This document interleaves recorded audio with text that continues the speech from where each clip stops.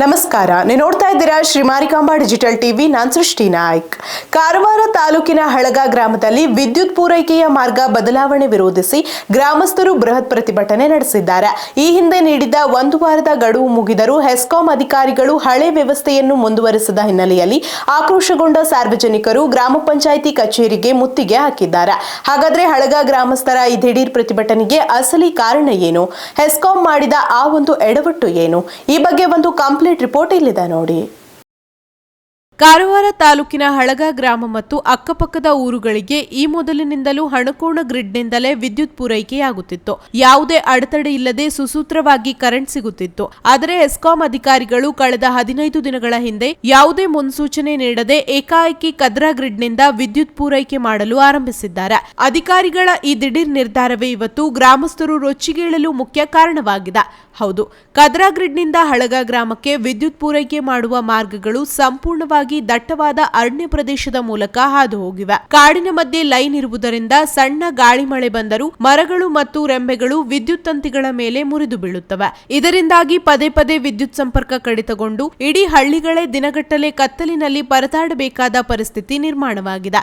ಈ ತೊಂದರೆಯನ್ನು ಮನಗಂಡು ಗ್ರಾಮಸ್ಥರು ಕಳೆದ ವಾರವೇ ಗ್ರಾಮ ಪಂಚಾಯಿತಿಗೆ ಭೇಟಿ ನೀಡಿ ಮೊದಲಿನಂತೆ ಹಣಕೋಣ ಗ್ರಿಡ್ನಿಂದಲೇ ವಿದ್ಯುತ್ ಸಂಪರ್ಕ ಕಲ್ಪಿಸುವಂತೆ ಲಿಖಿತ ಮನವಿ ಸಲ್ಲಿಸಿದ್ದರು. ಗ್ರಾಮಸ್ಥರು ಅಧಿಕಾರಿಗಳಿಗೆ ವ್ಯವಸ್ಥೆ ಸರಿಪಡಿಸಲು 1 ವಾರದ ಗಡುವು ನೀಡಿದ್ದರು. ಆದರೆ ಗಡುವು ಮುಗಿದರೂ ಹೆಸ್ಕಾಂ ಅಧಿಕಾರಿಗಳಾಗಲಿ ಅಥವಾ ಸ್ಥಳೀಯ ಪಂಚಾಯಿತಿ ಆಡಳಿತವಾಗಲಿ ಯಾವುದೇ ಕ್ರಮ ಕೈಗೊಳ್ಳದೆ ನಿರ್ಲಕ್ಷ್ಯ ವಹಿಸಿದೆ. ಇದರಿಂದ ತೀವ್ರ ಆಕ್ರೋಶಗೊಂಡ ಹಳಗ ಮತ್ತು ಸುತ್ತಮುತ್ತಲಿನ ಊರಿನ ನೂರಾರು ಗ್ರಾಮಸ್ಥರು ಇವತ್ತು ಗ್ರಾಮ ಪಂಚಾಯಿತಿ ಕಚೇರಿ ಎದುರು ಒಟ್ಟುಗೂಡಿ ಬೃಹತ್ ಪ್ರತಿಭಟನೆ ನಡೆಸಿದರು. ಸ್ಥಳಕ್ಕೆ ಬಂದ ಅಧಿಕಾರಿಗಳನ್ನು ತೀವ್ರವಾಗಿ ತರಾಟೆಗೆ ತೆಗೆದುಕೊಂಡ ಸಾರ್ವಜನಿಕರು ಕೂಡಲೇ ನಮ್ಮ ನ್ಯಾಯಯುತ ಬೇಡಿಕೆಯನ್ನು ಈಡೇರಿಸಿ ಹಳೆ ಗ್ರಿಡ್ನಿಂದಲೇ ಕರೆಂಟ್ ಕೊಡಬೇಕೆಂದು ಪಟ್ಟು ಹಿಡಿದರು. ಸದ್ಯ ಗ್ರಾಮಸ್ಥರ ಆಕ್ರೋಶದ ಪ್ರತಿಭಟನೆಯಿಂದಾಗಿ ಸ್ಥಳದಲ್ಲಿ ಬಿಗುವಿನ ವಾತಾವರಣ ನಿರ್ಮಾಣವಾಗಿದ್ದು ಅಧಿಕಾರಿಗಳು ತಕ್ಷಣ ಸ್ಪಂದಿಸದಿದ್ದರೆ ಹೋರಾಟ ತೀವ್ರಗೊಳಿಸುವ ಎಚ್ಚರಿಕೆ ನೀಡಿದ್ದಾರೆ.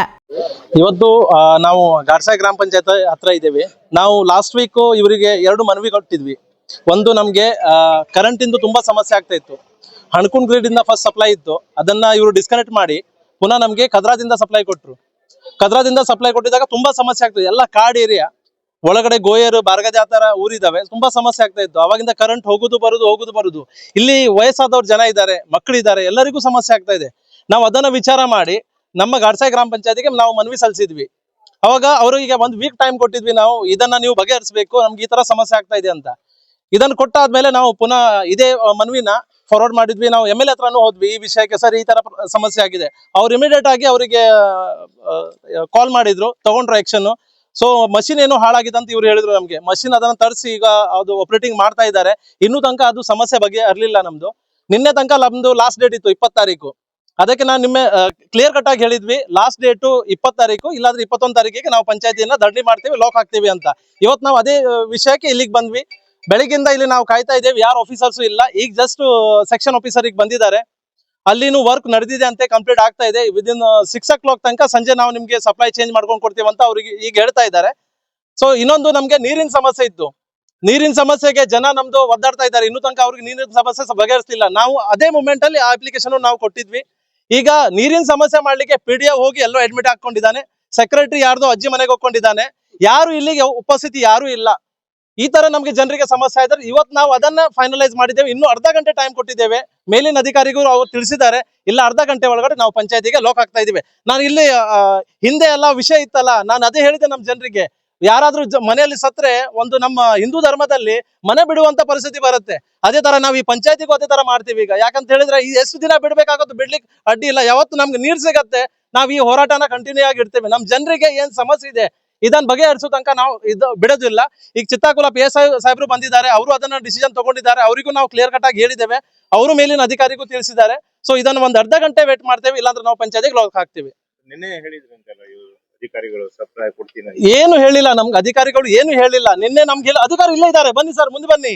ಅಧಿಕಾರಿಗಳಿಗೂ ನಾವು ಹೇಳಿದ್ವಿ, ಅವ್ರು ಏನು ನಮ್ಗೆ ವಿಷಯನ ತಿಳಿಸ್ಲಿಲ್ಲ. ಅದ್ರ ಬಗ್ಗೆ ತಿಳಿಸಿದ್ರೆ ನಾವು ಇವತ್ತು ಈ ಪರಿಸ್ಥಿತಿಗೆ ಬರುದಿಲ್ಲ. ಈ ಬಿಸ್ಲಿಗೆ ನಮ್ಮ ಏಜ್ ಆದವರೆಲ್ಲ ಜನ ಇದ್ದಾರೆ, ಅವ್ರು ಕರ್ಕೊಂಡು ನಾವು ಇಲ್ಲಿಗೆ ಯಾಕೆ ಬರ್ತಿದ್ವಿ? ಯಾರು ನಮ್ಗೆ ಏನು ಇನ್ಫಾರ್ಮ್ ಮಾಡಿಲ್ಲ. ನಾನು ಅದನ್ನೇ ಹೇಳಿದೆ PDO ಸಾಹೇಬ್ರಿಗೂ, ನಿನ್ನೆ ನೀವು ಈ ವಿಷಯ ಆಗುದಿದ್ರೆ ನಾವ್ ಇವತ್ತು ಬರುದಿಲ್ಲ, 2 ದಿವಸ ಬೇಕಾದ್ರೆ ಕಾಯ್ತಿದ್ವಿ. ಅಟ್ಲೀಸ್ಟ್ ನೀವು ನಮ್ಗೆ ಇನ್ಫಾರ್ಮ್ ಮಾಡ್ಬೇಕಿತ್ತು. ಅದನ್ನು ಸಮೇತ ಇವ್ರು ಏನು ಮಾಡಿಲ್ಲ. ಯಾರಿಗೂ ಇದ್ರ ಬಗ್ಗೆ ಬಿದ್ದೆ ಹೋಗಿಲ್ಲ. ಜನ ಏನ್ ಬೇಕಾದ್ರೂ ಮಾಡ್ಕೊಂಡು ಸಾಯ್ಲಿ, ಅವರಿಗೆ ಅದ್ರ ಬಗ್ಗೆ ಕಾಳಜಿ ಇಲ್ಲ. ಅಧಿಕಾರಿಗಳು ನಿಷ್ಕಾಳಜಿತನ ಮಾಡ್ತಾ ಇದ್ದಾರೆ. ಈ ಕಾಳಜಿ ವಹಿಸ್ಕೋಬೇಕು. ಈ ತರ ನಮ್ಮ ಏನಾದ್ರು ನಾವು ಹೋರಾಟ ಮಾಡಿದ್ರೆ ಅವರು ಇದ್ರ ಬಗ್ಗೆ ಕಾಳಜಿ ತಗೋಬೇಕಾಗತ್ತೆ. ನಿನ್ನೆ ಹೇಳಿದ್ರೆ ನಿಮ್ಗೆ ಸಂಜೆ ಇವತ್ತು 6 ಗಂಟೆಯಿಂದ ಕೊಡ್ತೀವಿ ಏನು ಹೇಳಿಲ್ಲ, ಯಾರಿಗೂ ಏನು ಇನ್ಫಾರ್ಮ್ ಮಾಡಿಲ್ಲ, ಯಾರು ಏನು ಇನ್ಫಾರ್ಮ್ ಮಾಡಿದ್ರೆ ನಮ್ಗೇನು ಕೆಲಸ ಇಲ್ವಾ? ನಾವು ಇದನ್ನೆಲ್ಲ ಬಿಟ್ಬಿಟ್ಟು ಇಲ್ಲಿಗೆ ಬರ್ತೇವಾ? ಯಾರು ನಮ್ಗೇನು ಹೇಳಿಲ್ಲ.